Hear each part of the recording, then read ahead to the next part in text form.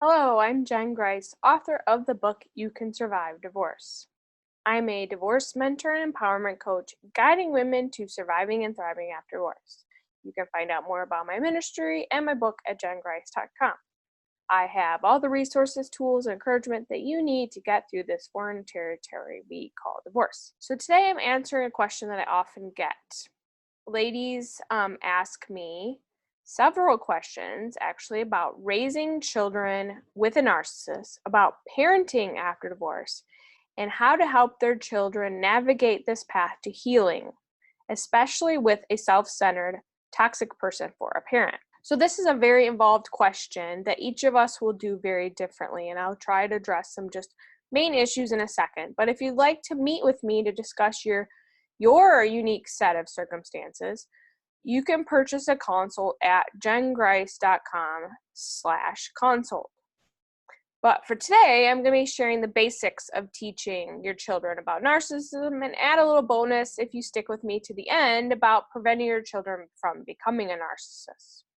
So let's get started. How can we help our children heal after divorce and learn about narcissism? Number one, always be honest. Don't lie to your children trying to shield them from the truth or who their parents really are. Don't be like me and make excuses for your ex, like when he doesn't show up to pick up the 5-year-old, thinking you're helping your children is to love their father and not bad-mouthing him, when all along he's calling you nasty names in addition to blaming you for everything, because they'll all end up blaming you in the end. So just be honest and keep the dialogue kid-friendly. Example, I'm sorry your daddy didn't come today to see you. That must make you feel really upset. Would you like to talk about it? Not, your dad is such a jerk for not coming, or like I did, maybe your dad had to work and just couldn't make it today.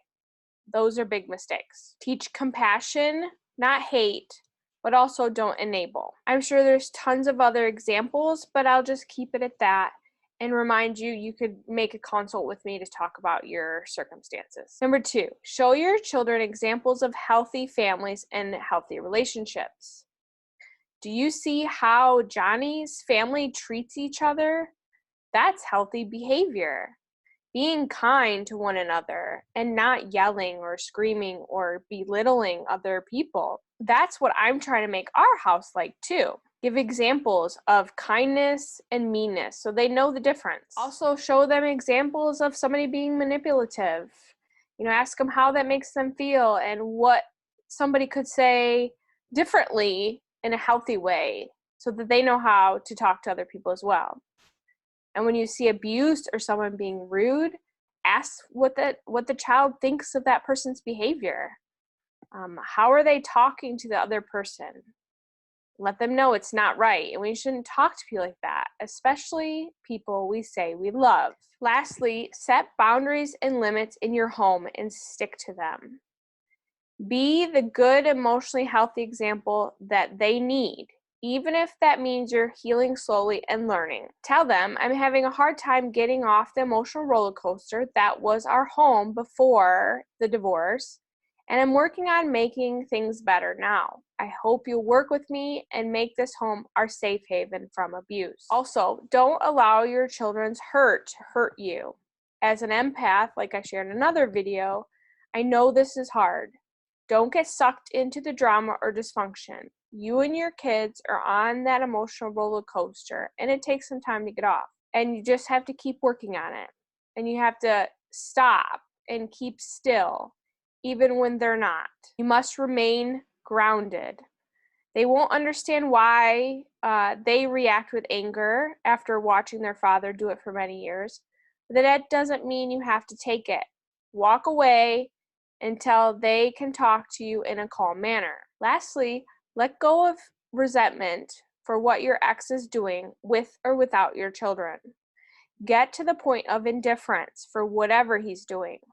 I know that is hard, especially if his behavior is hurting your children, but I promise it's better for your healing and for theirs. They really need to get to that place too of indifference, not worrying about what other people are doing and focusing on their own healing and their own behavior, of as an adult, of course, because we all need to get to a place where people's behavior doesn't bother us, and we can move on with our lives without toxic people in it. So as an added bonus, if you're still with me, can we prevent our children from becoming a narcissist too? So I have a couple points to answer that question. Number one, not entirely. Some of narcissism is in a person's genes. It has to do with personality disorders, and there's not a lot we can do about it. If a person wants to change, obviously they can do the hard work to change and overcome, just like an alcoholic can overcome. Number two, you can tell them what you will and will not put up with, and let them decide if it's worth it to do the work on themselves. Most importantly, don't allow your children to use you as a mom or a human being, which is disrespect. And don't buy into the hurting people hurt people lie, allowing your children to hurt other people, especially you, when they're hurting. Teach them that they don't have a right to take their anger, frustration, fears, whatever they're dealing with, out on other people. We need to hold people, including our children, accountable. Narcissists get away with their behavior because no one makes them deal with their issues. If enough people left the narcissist of this world, meaning that they had no one left to take their life problems out on, they would feel the pain and hopefully get help. Maybe finally looking at their own behavior that causes people to not want them around. Number three, lastly, let your children be who they are. I'll have to do another video on this topic, but trying to change your toxic children, or anyone else for that matter, to see their faults will only cause you to be the problem, just like the adult narcissist. The most important thing I've learned not to do is put limiting beliefs on myself or other people, especially your children. I know it's hard when they're hurting you and acting like their narcissistic father, and you feel like you're being abused again. But you have to mourn what you thought they'd be and accept who they really are and who they become, because this is their path and their choices in life to make. Letting go is part of your healing. So to wrap this up, work on yourself, be honest with your children, pray, hold space, and make room for healing, giving everything to God for Him to handle. So I hope this was encouraging and empowering to you. If you have any more questions, please let me know. And if you like this type of video and want to see more, I'm working on creating a Stronger Woman After Divorce online course and hoping to have that completed by the fall of 2019. If that's something that would interest you, please let me know in the comments. Make sure to subscribe, and I hope to see you in the next video. God bless.